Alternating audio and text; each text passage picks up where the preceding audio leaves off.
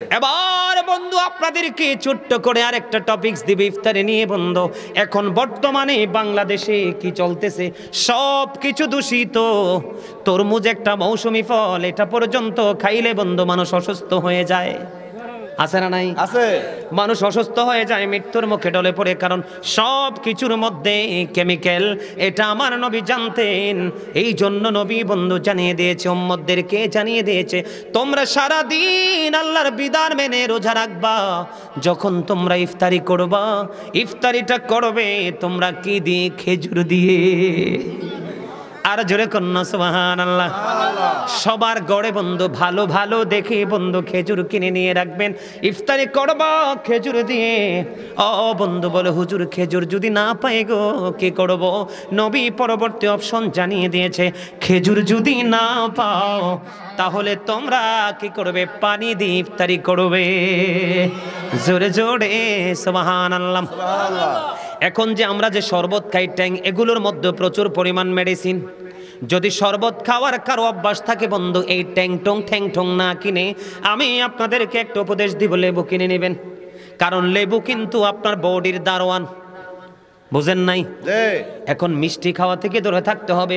টক যত বলে হুজুর খালি পেট গ্যাস্ট্রিক হবে, যদি খালি পেট গ্যাস্ট্রিক হওয়ার সম্ভাবনা থাকে বন্ধু, তাহলে আগে খেজুর খাবেন, না হয় সাদা পানি খাবেন, শুকনো কিছু ঘরের তৈরি কিছু খাবার খাবেন। খাওয়ার পরে আপনি লেবুর শরবত বানিয়ে খাবেন, আপনার ক্লান্তি দূর হয়ে যাবে। ও বন্ধু ইফতারি করবেন, কারণ আমার নবী রোজা ইফতারি যখন করতেন, আমার নবী পড়তেন, আল্লাহুম্মা লাকা সুমতু আলা রিজকিকা আফতারতু। জোরে জোরে কন্না আল্লাহু আকবার। আমার নবী দোয়া পড়ে ইফতার করত, আল্লাহ গো তোমার জন্য রোজা রেখেছি আর তোমার দেওয়া রিজিক দিয়ে ইফতার করেছি। আমরা নবীর মতো দোয়া করব কিনা বন্ধু? গরিব মানুষকে খাওয়াবেন, বেশি বেশি করে বন্ধু রমজানে খাবেন এবং খাওয়াবেন, কারণ রমজান মাসে খাওয়ার কোনো হিসাব নাই, ঠিক কিনা বলে? তবে আপনাদেরকে একটা কাজ করতে হবে, ইফতারির সময় হইতে দেরি, ইফতারি বন্ধ করতে দেরি করবেন না ও বন্ধু, কারণ ইফতারের সময়টা বন্ধু বান্দার জন্য বড় নিয়ামতের সময়। জোরে জোরে কন্যা সুবহানাল্লাহ। ইফতার যখন করবেন ও বন্ধু, অনেকে যখন বন্ধু ইফতারে ছাড়া রোজা রাখতে শুরু করলেন, তখন আমার নবী বললেন, নবী বললেন তোমরা ইফতার করো। তখন বলল, নবী গো আপনি তো ইফতার ছাড়া আপনি রোজা রাখেন। তখন আমার নবী বলেছেন, ক্বালা আইয়ুকুম মিথলি, তোমরা কে আছো আমার মতো? জোরে জোরে কন্না আল্লাহু আকবার। নবীকে আল্লাহ খাওয়ান, সব করান আল্লাহর কুদরত থেকে, এটা পৃথিবীর মানুষের বোঝার কোনো ক্ষমতা নাই, ঠিক কিনা বলেন? তাহলে কি করতে হবে? তারাবি ঠিক মতো পড়তে হবে, রোজাও ঠিক মতো রাখতে হবে। রমজানের অনেক ফজিলত, অনেক নিয়ামত, অনেক বরকত রয়েছে, আমরা সেই বরকত পেয়ে যাব, ঠিক কিনা? ঠিক। আরো জোরে। আরে ভাই গরিসাস কিল্লাই রাত তো বেশি হয় না, মাত্র 11টা পার হইছে, ঠিক কিনা? মোবাইল ধরলে তো রাইতো পার হয়ে যায়, এরকম না? হ্যাঁ, মাত্র 11টা পার হয়েছে, রাইত হইল রে। এই মাত্র বাংলাদেশের মানুষের জন্য মাগরিবের টাইম হয়েছে, 12টা বাজতে হবে এশারের টাইম, 1টার পরে নাস্তার টাইম, এরপরে ঘুমের টাইম। এই জন্যই তো তোমরা রোগা হও। কি হও? খাবার খাওয়ার পরে, রাতের খাবার খাওয়ার পরে এক্সারসাইজ করে ঘুমাতে হবে, হাঁটাহাঁটি করে ঘুমাতে হবে। জন্য রাত্র 8টা 8:30টার মধ্যে খাবার শেষ করে ফেলো, এরপর একটু হাঁটাহাঁটি করো, বাচ্চাদের সাথে মায়ের সাথে যার আছে কথাবার্তা বলো, এর মধ্যে হাঁটাহাঁটির মধ্যে ব্যায়াম হয়ে যাবে, কখনো তোমার লিভারে প্রেশার পড়বে না। আর এই খাবার খেয়ে যে চিত হয়ে ঘুমাও আর খাবার হজম হতে পারে না, তোমার লিভারের উপরে প্রেশার পড়ে। এখন বর্তমান যুগে ম্যাক্সিমাম মানুষের লিভারটা ড্যামেজ। দেখবেন ডাক্তারের কাছে যান, হজম হয় না, বদ হজম হয়, পেট পেপে থাকে, গেলে দেখবেন পরীক্ষা করলে লিভারের ডিস্টার্ব। আর এই ডিস্টার্ব হওয়ার কারণ হলো খাবার খেয়ে ঘুমানো এবং যেই খাবারগুলো অগ্রহণযোগ্য অপ্রয়োজনীয় সেগুলো খাওয়া। আর একটা কথা বলি, রমজান আসতেছে, শক্ত কোনো জিনিস খাবেন না। দাঁত দিয়েছে আল্লাহ চাবাইয়া খাওয়ার জন্য, কারণ ভিতরটাকে, এটা লাইনটা ক্লিয়ার রাখবে। কি রাখবে? শক্ত যখন খাবার খাবেন হজম হয় না সহজে, তখনই লিভার ড্যামেজ হয়। রমজান আসতেছে, সারাদিন রোজা রেখে শক্ত কোনো খাবার খাবেন না, আর যাই খাবার খান বেশি করে পানি পান করবেন, আপনি অসুস্থ হবেন না, ক্লান্তি আসবেন। আর আল্লাহর রহমত তো আছেই, কারণ রমজানের প্রথম 10 দিন রহমত, দ্বিতীয় 10 দিনকে মাগফিরাত, তৃতীয় 10 দিন হলো নাজাত। জোরে জোরে কন্যা সুবহানাল্লাহ। আর জোরে বলেন না সুবহানাল্লাহ। তাহলে ইফতার কি করবেন, কেমনে করবেন বুঝতে পারছেন তো? সুন্দর করে বন্ধু, বেশি বলা যাবে না কারণ রাত্র অনেক পার হয়ে যাবে। এবার আসেন রমজানের শেষ 10 দিন, এটার মধ্যে অনেক নিয়ামত। রমজানের শেষ 10 দিনে বন্ধু ইতিকাফ করতে হবে। হবে কি হবে না? ইতিকাফ করতে হবে। যেই মসজিদে বন্ধু 5 ওয়াক্ত জামাত হয় ওই মসজিদে রমজানের শেষের 10 দিন ইতিকাফ করতে হবে। যিনি মসজিদে ইতিকাফ করতে বসবেন তিনি জানাজা দিতে যাবেন না, প্রয়োজন ছাড়া ঘর থেকে বের হবেন না, স্ত্রী সহবাস করবেন না, স্ত্রীর কাছে যাবেন না। এই কন্ডিশনগুলো বন্ধু মেনে ইতিকাফ করতে হবে। রমজানের শেষ 10 দিন যখন আসে আমার নবী বলেছেন তোমরা লাইলাতুল কদরের তালাশ করো। কি করো? লাইলাতুল কদরের তালাশ করো। মা আয়েশা সিদ্দিকা রাদিয়াল্লাহু তাআলা আনহা থেকে হাদিস খানা বর্ণিত, আমার নবী রমজানের শেষ 10 দিন যখন আসতো, হাদিস শরীফের মধ্যে এসেছে বন্ধু, আমার নবী কোমরের মধ্যে লুঙ্গিটা তো তার পোশাকটাকে টাইট করে বেঁধে ফেলতেন, অনেক বেশি যেন আমল করতে পারে। জোরে জোরে কন্যা সুবহানাল্লাহ। এই হাদিস শরীফ আর বর্তমান সময়ের ফতুয়া দেনেওয়ালা কমার্শিয়াল ডিজিটাল আলেম তাদের ফতুয়ার নবীর হাদিস কি মিলছে? কথা বলেন না কেন? আপনারা কাটটা মানবেন?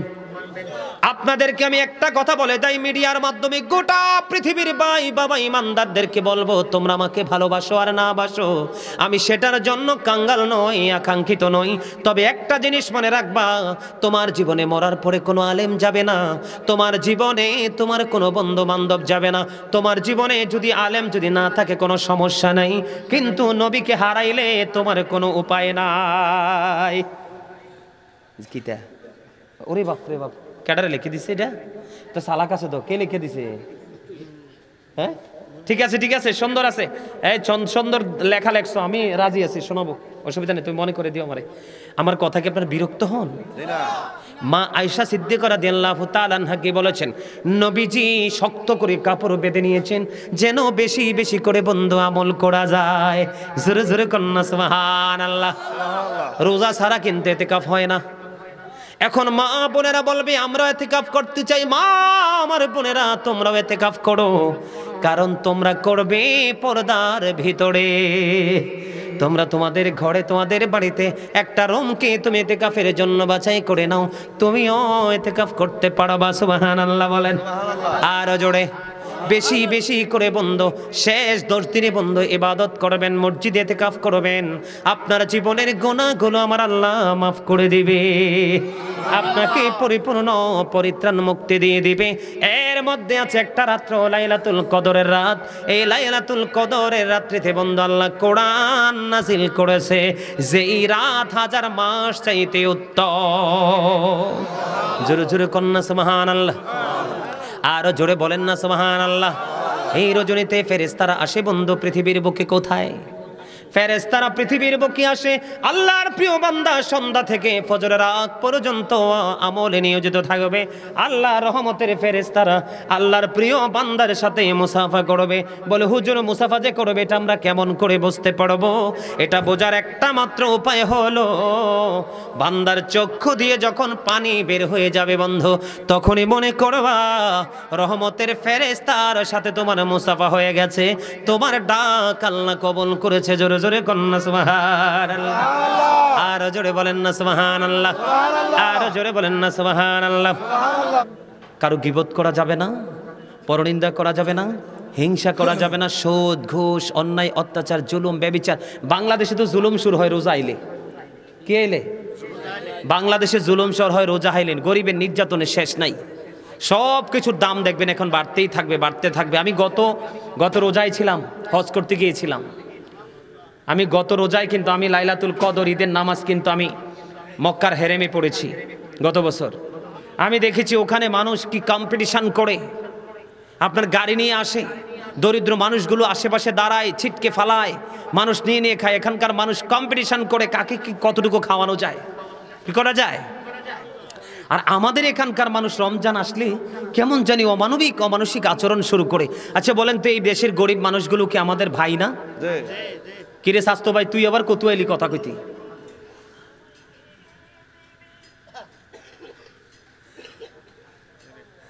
একটু মজা করলাম আর কি, তুমি লজ্জা পাইও না, বসো। তুমি শেষের দিকে আসছো, শেষ ভালো যার। শেষ ভালো যার। দেখবেন জলায় যখন আমরা মাছ ধরতে নামি, ওরে বাপরে সুইটাডি সব দিয়ে আগে শেষ, ফেলুন জাল দিয়া এটা দিয়া এইটা দিয়া, আর তো পানিত নাই। এবার নিচেরটার আশা করে বোয়াল মাছ হঠাৎ করে মাথা দিয়ে উঠছে, আর কার ফলত তোলে যে পড়ছে লইয়া বাড়ির, ঠিক না বলেন? এরকম না বিষয়টা? সব সময় মজা হয় শেষে। কি হয়? মজা হয় শেষে। আর জোরে বলেন। তাহলে কি করতে হবে? সকল ধরনের হারাম নোংরা ইসলাম বিরোধী কাজ থেকে আমরা বিরত থেকে যখন আমরা রোজা রাখবো, তারাবি পড়বো, তাহলেই আমরা পরিপূর্ণ রোজাদার হয়ে ওই রাইয়ান নামক জান্নাতের গেট দিয়ে অতিক্রম করার সক্ষমতা আমরা অর্জন। কালকে মনে রাখবি লাইলাতুল কদর নিয়ে এবং রোজা মানে কাজা কাফারা কিভাবে দিতে হবে, কেন দিতে হবে, সেই বিষয়ে আলোচনা করবো আগামীকালকের মাহফিল। এটা মনে রাখবি তুই। কথা কি বুঝতে পারছেন? তা আমি বলেছিলাম আমার লেখা গজলটা আমি আরও একবার শোনাবো আপনাদেরকে, আমার কাছে ভাল লাগে। এটা শেষ করে আমি আজকের আলোচনা শেষ করব। আপনারা কেউ যায়েন না? তাবারুক কাছে নেই? ও আচ্ছা আচ্ছা, আপনারা আসলেই সলিড লুক। তাবারুক নাই, এই জন্যই তো উপস্থিতি একটু কম কম, হালকা হালকা। তাবারুক থাকলে তো এখানে ভিড় থাকতো। কাজের কাজ করছস রে ভাই তুই, তোমরা কমিটি লোক। এইটা একদম কাজের কাজ। ইমানদার আর মুনাফিক চিনার উপায় হয়েছে এইটা। মুনাফিক শেষে দিয়ে সব কাজে লাগায়, আর ইমানদার শুরু থেকে শেষ পর্যন্ত বৈশা তাবারুক সারা বাড়ি যায়। এরকম না আছে না? আমার গজলটা আমি আরেকটু গাই, শুনবেন? এরে তোরা আবার রেকর্ড করে রে, সুন্দর করে রেকর্ড কর। হ্যাঁ এ টাইম নেই তোরে ভাই। আমার মা নাই, ওই আমার মা নাই বাবা নাই, একটা গজল আছে। আপনারা কি অনলাইনে শোনেন? আমার ওয়া শোনার মতো দর্শক সারি দেখি কেউ আছে? কে কে আছে? মাশাআল্লাহ। ও মা আত্মা ভাই, তোমাদেরকে আল্লাহ দীর্ঘ হায়াত দান করুক, আমিন। আচ্ছা আমি একটু গজলটা শোনাই, আমার লেখা গজলটা। এটা ভালো করে নিবি, একবার সুন্দর করে গাইবো এবার, আল্লাহ যদি কবুল করে। আপনারা আমার সাথে একটু সুর দেন না কেন? আরে মিয়া, আমি যখন ছোট ছিলাম কি করতাম জানেন? এখনকার ফলাফাইনগুলো কেমন জানি নষ্ট হয়ে গেছে। আমি বিশেষ করে আমি যখন ছোট ছিলাম, আমরা যখন ছোট ছিলাম তখন তো এরকম পাড়ায় পাড়ায় মহল্লা হুজুর মাহফিল হইতো না। 3-4-5 গ্রাম মিলে একটা মাহফিল হইতো, অনেক দূরে যাইতাম, বিকালবেলা চলে যাইতাম। হুজুররা কখন আসবে যে সামনে বসতাম। আর এখনকার ছেলেগুলো কেমন জানি হয়ে গেছে, আলেমদের সামনে আসে না, বসে না, আলোচনা শুনতে চায় না। এগুলোই কিন্তু আসলে আমাদের ক্ষতির মূল। এটা আমার এই বছরের লেখা, এই বছরের সুর। গত কয়েকদিন আগে লিখছি। আমি মনে মনে আল্লাহকে বলি, আল্লাহ গো, এই বছর বুঝি রমজান নিয়ে একটা গজল লিখতে পারবো না, সময় এত সংকীর্ণ। আল্লাহ কই পারবা। একদিন শুধু বিকেলবেলা না জানি সন্ধ্যাবেলা শুইছি, হ্যাঁ সরি মাগরিবের নামাজ পড়ে শুইছি, এশার পর্যন্ত গজল লেখা কমপ্লিট। আলহামদুলিল্লাহ বলবেন না? আরে ভাই, পড়াশোনা ওয়াজ করা এগুলো এক জিনিস, কলম ধরা কিন্তু আল্লাহর খাস রহমত, মদিনাওয়ালার খাস নজরি করম, ঠিক কিনা? আরে জোরে আমি আবার গাই, আপনারা আমার সাথে একটু সুর দিবেন, আমি খুশি হব। এসেছে রমজান, এসেছে ভুবন, পাগল পাড়া মোমিন। এসেছে রমজান, এসেছে ভুবন, পাগল পাড়া মোমিন। দিন ফোড়াবে রেখে রোজা, দিন ফোড়াবে রেখে রোজা, শুধু